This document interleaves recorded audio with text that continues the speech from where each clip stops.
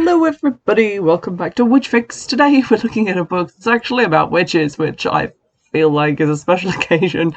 Recently it's gotten a bit tenuous, but this one I'm on firm ground. It does contain legitimate witches, mention of witchcraft, practicing of witchcraft, all of that good stuff. And it's The Furies by Katie Lowe. And it's very similar to a lot of other things that I've read, and very dissimilar in other ways. So with that mysterious lined down, I'm just going to read the blurb. 1998, a 16-year-old girl is found dead on school property, dressed in white and posed on a swing. No known cause of death. 4 girls know what happened. They've kept their silence until now. So the book largely takes place back in the school in the 90s and is only sort of framed at the ends by the musings of an adult character. I am going to trigger warn because there's quite a lot of different things that you would, expect to see in edgier teen fiction. So we've got drug use, underage drinking, sexual assault, eating disorders, physical abuse, and I guess just a general warning for gore and obviously murder. So there's a lot going on. So the book's main character is Violet. She's a little bit of an odd fish and very cold and quite difficult to get to know from the outset of the book. She's very disconnected to a lot of stuff that's happened to her, including the deaths of her father and baby sister in a car accident. And obviously this incredibly traumatic thing happened to her, but even before that she just seems kind of like a serial killer. She has no emotions. She's very manipulative. It's a very odd character choice. But I did kind of warm to her throughout the novel. You get a little bit more of her character kind of teased out. But she starts off at this school. It's not like a boarding school, but it is that kind of vibe. She just goes home at night. And she gets to go there because of all the money and compensation they get for her father's and sister's deaths. So she gets to go to this fancy school, having been homeschooled by herself for several years, and she doesn't really fit in that well, but soon becomes friends with 3 other kind of misfits. So it's very The Craft to start with. It kind of edges into that Billings Girl private series area as well. I would say that this is also quite similar to that. So she meets Robin first. Robin is a redhead. She's very vivacious and very kind of emotionally manipulative and tough. She also supplies everybody with drugs, has an older boyfriend in university, and she's very kind of close to going out of control at any moment. She's kind of the main character. The other 2 don't really get a huge amount of airtime, but they are Alex and Grace. Alex is the only one of them who's kind of rich. Her mum is incredibly wealthy, but also never there. She's always away doing book tours and stuff like that. And there's Grace, who's their kind of bookwormy kind of friend who does a lot of their homework for them and that stuff. And Alex and Grace are in a relationship. So usually what happens is those 2 will be off doing something or talking about other stuff, and we'll focus more on what Violet and Robin are doing. And they're in this seaside town, which is very kind of down at heel, at odds with this private school luxury. And they're just very bored teenagers who are just aching to cause disruption. Into this comes kind of a local history of witchcraft. It was meant that the school that they go to was founded by a woman who was killed for being a witch because she was offering education to women. And also there's kind of sort of a local myth or interesting bit of tidbit knowledge about these 3 girls, because there used to be 4. And the 4th girl, the missing girl, Emily Frost, looks exactly like Violet, just a more polished version. So she's blonde, they have the same proportions, same facial features. And one day Emily just went missing and no one ever found her body. So we've got this big mystery that these girls might be involved in, or something might have happened at the school. And into that comes Violet, obviously just trying to make friends, just trying to fit in, and ends up right in the middle of all this stuff going down. Now, they get singled out, these 4. Technically, the other 3 are already in it, but this teacher, a young female art teacher called Annabelle, is doing private lessons in the top of the old clock tower in the evenings. like after the school is closed, they sneak up there and they have these private lessons, which at first I thought were going to be about witchcraft and about the occult and about, you know, the history of the school. But it's not really. It's sort of like a literary salon, but for art and Greek poetry and various other things. I didn't really like these so much because these scenes are just Annabelle giving a lecture about like Medea or Hecate or various different like art pieces that I've never seen or heard of, and it's kind of hard to get excited about someone talking about a painting that you have never seen. You know, you can't really imagine it. So I was sort of skipping over those scenes. Obviously there's a lot of like references and stuff in there which apply to the story and which the author wants you to think about while reading the story, but those bits just really dragged for me, so that was something I wasn't particularly keen on. And to be honest, for the first like third of the novel, I was like, this is basically just The Craft. And it's also similar to another thriller that I had recently read called Good Girls Lie, which isn't about witchcraft, but it's about a private school and a girl going there pretending to be someone else, and then there's murders and a secret society, and it was kind of similar. But I very much warmed to it in the final third because it really stuck the landing and managed to make something out of itself, which was wholly new and original and interesting. So I'm going to try not and spoil that for you because there's a lot of obvious mysteries about what's going on and who killed who and who did what. There's a lot more deaths and murders that happen in sort of the end point of the novel.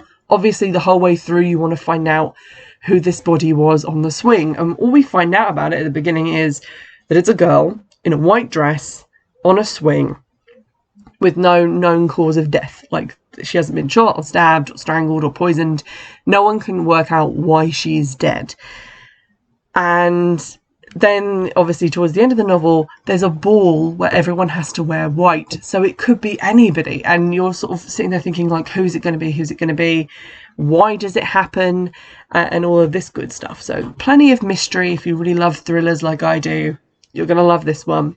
As for the witchy content, so Robin is interested in witchcraft based on, I guess, these secret lessons with Annabelle, who is very against them practicing witchcraft because she thinks it's all sort of hokum and that they should be, you know, more focused on these high-minded ideals of Greek poetry and plays about sisterhood and revenge and womanhood. So she's discouraged them from participating in it, but Robin is keen to give it a try. And Alex's absentee mother, who was a previous member of these salons, because they've been going back years, like 4 girls studying this stuff, and Annabelle was one, and also Alex's mum, she retained an interest in that. So she's got all of this occult stuff, herbs, oddments, ornaments, different artifacts and books in her house. And so Robin steals one and gets Violet to help her do some spells. So I think the first one that they do is just to kind of bind themselves together. And it seems to have an effect that Violet writes off as being coincidental.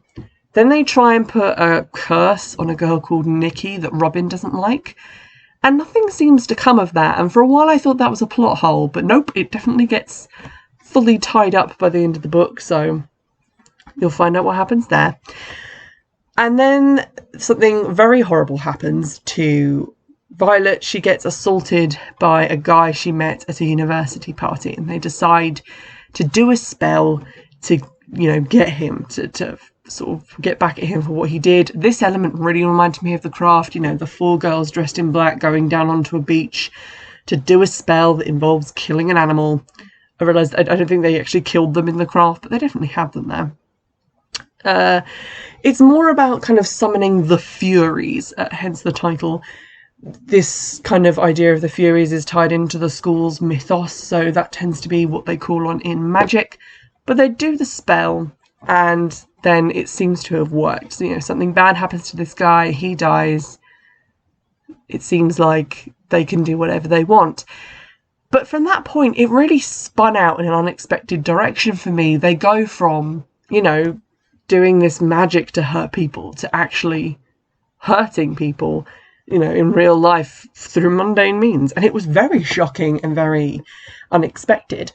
And like the whole end of the novel and all of the secrets that come out were also quite unexpected. So I really enjoyed the end. Something that got to me a little bit, and this was kind of my main gripe with the book, is that it's occasionally just written in a slightly too flowery way. It's a little too abstract. It's sometimes a little bit difficult to work out what's going on. I'm going to try and find an extract to read to you. So here's a section from the end of chapter 9. This is, I think, when they've done the spell. There's this sort of weird bit at the end, and it's quite hard to work out really what's going on. "Look," Robin said, pointing to the arches of the dome. I turned and saw a white figure lurking in each, long fingers braced around the frame. Behind, the sea lapped black on the sand, stars connected in a silvery web above. In a blink they were gone, and I fell into the sand, never realising I'd left the ground. Page break. I woke up at home in my own bed, hair still damp and crisp with salt water, clothes still stuck to my skin. Memories returned like shades, flashes. A cry, cold hands held tight around my jaw. A low howl like some monstrous beast echoed from within the cove. An ambulance slowing as I walked by the wheels of an upturned car spinning in the air. The wreck, a bright distraction on a busy, crowded street. The glossy spiderweb on the window shield. The winking glitter in the glass, red, orange, green. I smelled blood, the same warm blood of the little bird who writhed as I cut its throat. I rolled over and went back to sleep, dreaming of night. So there's a couple of things in this I really like a lot of the description and a lot of the poetry of it, but there were a couple of moments where that sort of got in the way, and I ended up going back and having to reread sentences and go back paragraphs to try and work out what was going on. So when she says, "I fell into the sand, never realising I'd left the ground," where'd she got and how did she leave the ground? Is this just a sort of poetic thing of like her spirit rising out of herself? You know, what has happened? And then when she goes home, she's talking about this car accident that she's seen, but is it one that she's physically seen on walking home that she doesn't really remember because she was in a daze? Is it the one that killed her father and her sister? Is it the one that we later find out they have caused with their magic spell? It's confusing to me, and I realise that part of that might be intentional. It's meant to kind of put you in a weird space where you're like, I don't really know what's happening and what's real and what isn't, and what is a memory and what is something that's yet to come. I get that. But it does that a lot, and it can really start to feel like you're clutching around for something concrete and real to hang on to, which kind of puts me off sections of the book and did make me kind of start to lose patience with it. The middle section especially really starts to drag. There's a little bit of repetition, you know, where the girls stop speaking to her and Violet kind of spins out a little bit. That happens like twice. It gets a little bit repetitive, and there's a little bit of, you know, we need to move forwards now. I'd like to get on with the rest of the plot, but it feels like we're being held in stasis. So that was unfortunate. But aside from those issues, it is a really good book. It's very much like a thriller that adults will really enjoy. It's something that teenagers, I think, would really enjoy as well. So, you know, it's got appeal, very broad appeal. It's got that witchy content. It has that sort of thrillery, lurid, murdery, witchcraft, occult content, but it's been elevated really well with some really poetic writing, which works in a lot of places, and in some places it doesn't work so well. And it's really well plotted, like everything comes together at the end. The kind of side effect of me losing my way slightly in those like poetic sections and the chapters themselves being quite long is that some of the reveals at the end rely on details that are buried really far back in the book, which is fine if, you know, when you see something you're like, oh, I saw that, and then you forget about it and then remember it when it becomes relevant. But I hadn't even seen it to begin with because it was so buried in all of this stuff. So my reading of it was a little bit weird, and by the time I got to that point I was like, oh shit, and I had to skip back and try and find the sections where this had been mentioned previously, which was a little annoying, but that's on me in my reading of it. But it is a really good book. I encourage you to go out, read it. You won't see the ending coming, I can promise you that. It's very unpredictable and very strange and weird, but it all makes sense. And like by the time I got to the last page I was like, this book has really set itself up really well and then stuck the landing. And I think it is quite easy to come up with an interesting mystery, an interesting premise, sort of like with Lost. It's what I always think of when I sort of talk about this. you're stuck on this island, there's this weird tube that doesn't go anywhere, and people writing reports that no one is reading, and there's a statue of the Virgin Mary full of drugs, and a polar bear, what the fuck is going on? It's really easy to make people think what the fuck is going on and to want answers, but to actually give answers in a way that's satisfying and doesn't feel cheap or pulled out of your ass at the end, that's the part that takes talent, and this book can really do that. So go ahead, get a copy. It was quite recently published, I think in like 2019. I saw 2 second-hand copies of it while I was reading it, so I know they're out there, you can find them. And I think you can also get it on ebook as well. Get a copy, read it, you won't regret it. I promise. And if you do regret it, I'm sorry, but you're wrong, it's a great book. If you have any other witchy or occult thrillers you'd like to recommend to me, please do so in the comments. I'm really looking to expand this part of my shelf, so hit me up with those recommendations or any other recommendations you may have. And in the meantime, I'll see you in the next one. Bye!